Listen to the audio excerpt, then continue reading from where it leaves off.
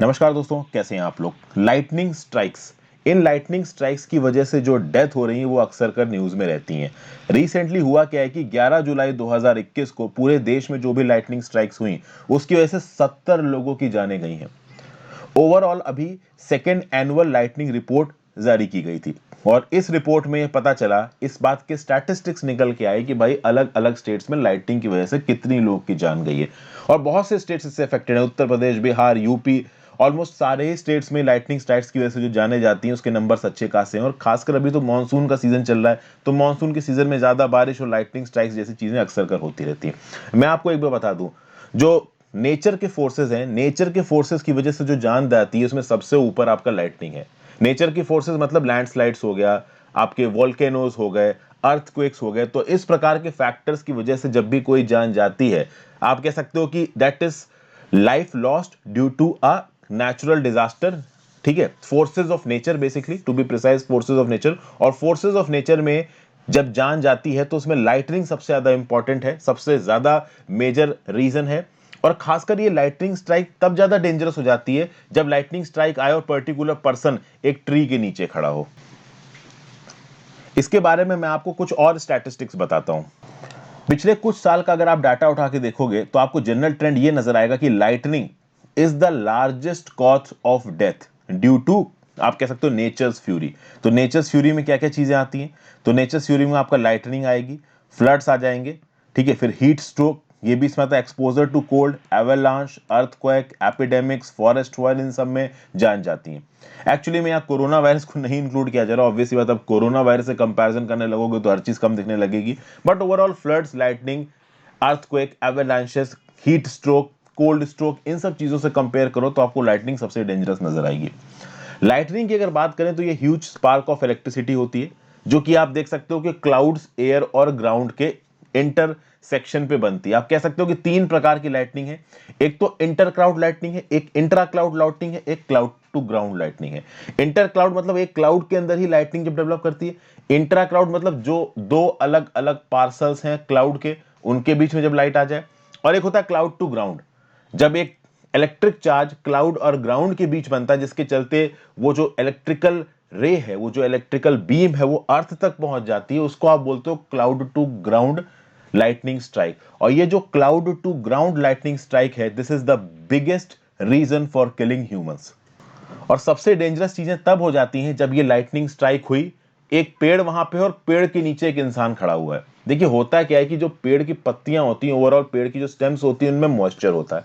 और आपको पता है कि लाइट का, इलेक्ट्रिक चार्ज का सबसे अच्छा कंडक्टर होता है मॉइस्चर। तो ऑटोमेटिकली अगर आप एक पेड़ के नीचे खड़े हो और पेड़ के ऊपर ये लाइटनिंग स्ट्राइक पड़ी, तो वो जो पेड़ का मॉइस्चर है वो आराम से उस इलेक्ट्रिक चार्ज को खींच के नीचे की तरफ आएगा। और जब नीचे पेड़ के निचले पार्ट में वो लाइटनिंग स्ट्राइक का चार्ज पहुंचेगा, और अगर ह्यूमन वहां पे खड़ा है तो ह्यूमन बॉडी भी एक नेचुरल कंडक्टर है, तो ऑटोमेटिकली ह्यूमन बॉडी को तगड़ा करंट लगने के चांसेस है। उसी प्रकार से अगर आप एक बिल्डिंग के अंदर भी बैठे हैं तो लाइटनिंग स्ट्राइक हो रही है, तो इलेक्ट्रॉनिक इक्विपमेंट से दूर रहें, उस समय पे नहाए ना, क्योंकि जो आपकी, आप कह सकते हो ना कि जो पाइप्स होते हैं, जो प्लम्बरिंग वाला जो इक्विपमेंट होता है आपकी बिल्डिंग के अंदर, उसके थ्रू भी ये जो लाइटनिंग स्ट्राइक्स हैं उसका चार्ज फ्लो करता है। ओवरऑल आप देखो तो 2019-20 के कंपैरिजन में 2020-21 में लाइटनिंग स्ट्राइक्स इंडिया में 34% बढ़ी हैं। 2019-20 में लाइटनिंग स्ट्राइक्स इंडिया में थी 1.38 करोड़, 2020-21 में 1.85 करोड़ पे आ गई हैं। पंजाब में 331% इंक्रीज हुआ है लाइटनिंग स्ट्राइक्स में, बिहार में 168% हुआ है, हरियाणा में 164, पौंडीचेरी में 117। ये कुछ पर्टिकुलर स्टैटिस्टिक्स यहाँ पे दिए हुए हैं। सबसे खास बात यहाँ पे ये है कि जो सेकेंड लाइटनिंग रिपोर्ट निकल के आई है ना, सेकेंड एनुअल लाइटनिंग रिपोर्ट, इसने यह बताया है कि 1 अप्रैल 2020 से 31 मार्च 2021, 1 अप्रैल 2020 से 31 मार्च 2021 के बीच में 401 डेथ्स रिपोर्ट की गई हैं बिहार में। और ये एक बहुत बड़ा नंबर है, क्योंकि अगर आप यही फिगर कंपेयर करते हो 2019-20 के लिए, तो वहां पे जो डेथ्स हुई थी बिहार में वो 221 थी। तो अगर आप देखोगे कि 1 अप्रैल 2019 से 31 मार्च 2020 की जो डेथ थी बिहार में वो 221 थी, और इस साल 2020-21 में कितनी हो गई? 401। तो 80% का इंक्रीज देखा गया बिहार में। ठीक है, यूपी में कितनी डेथ्स हुई 1 अप्रैल 2020 से 31 मार्च 2021 में? 238। मध्य प्रदेश में 228, उड़ीसा में 156, झारखंड में 132, ये पीपीटी में आपके लिए अवेलेबल करवा दूंगा टेलीग्राम ग्रुप में, आप वहां से उस फिगर को देख सकते हो। तो ऑब्वियस ही बात है, ये हमारे लिए एक इंपॉर्टेंट टॉपिक हो जाता है, थंडरस्टॉर्म्स, नेचुरल इवेंट्स। इसके रिस्पेक्ट में आपके लिए ये पर्टिकुलर टॉपिक इज इंपॉर्टेंट।